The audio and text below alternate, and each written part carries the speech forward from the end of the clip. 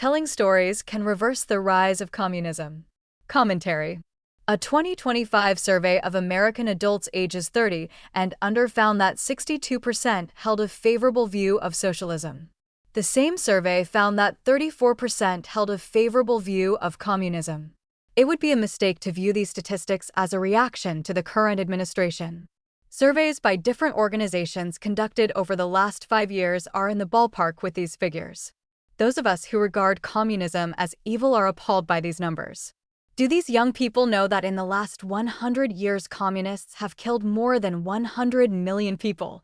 Are they aware of the broken promises of communism in dictatorships like Cuba, North Korea, and China? Do they not realize that under a communist government, unless they were in the inner circle, their lives would be dictated by the state? Can they even define socialism and communism? The answer to these questions and others can only be a resounding no. They are either ignorant of these 20th century monstrosities, or they are the victims of propaganda. No properly educated human being would agree to become a slave to the state. And on Monday, May 18th, a 5th grade teacher and a Roman Catholic priest showed me a way we can counter this miseducation. On Sunday, Laura Pershel, the teacher who is also a friend, mentioned that she had invited Father Tom Shapanzik to speak to her Padre Pio Academy class about communism. Father Shapanzik lived under communism in Poland in his younger years before making his way to the United States. Sensing my interest, Laura then invited me to come and listen. For just over an hour, Father Tom held the attention of that class and the 8th graders who had joined them. He spoke of what his life was like as a devout Catholic youngster in a system that despised and mocked religion.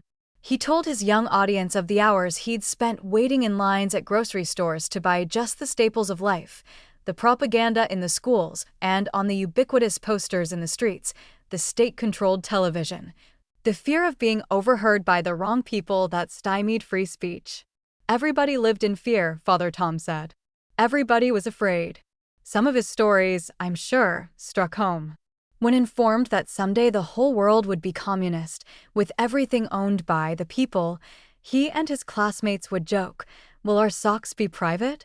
He explained that he received an orange only once a year, and when I came to the United States I ate oranges day and night. At one point, Father Tom told the students, "The communists always go after the young. They do so by appealing to their idealism and by misleading them on the realities of a socialist/communist government versus that idealism."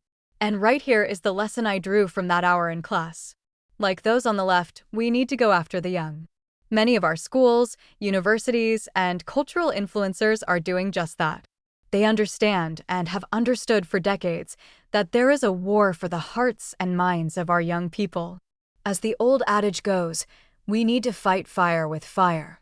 Through stories in particular, we need to show our young people the evils of Marxism. The good news is that we have the resources to do so.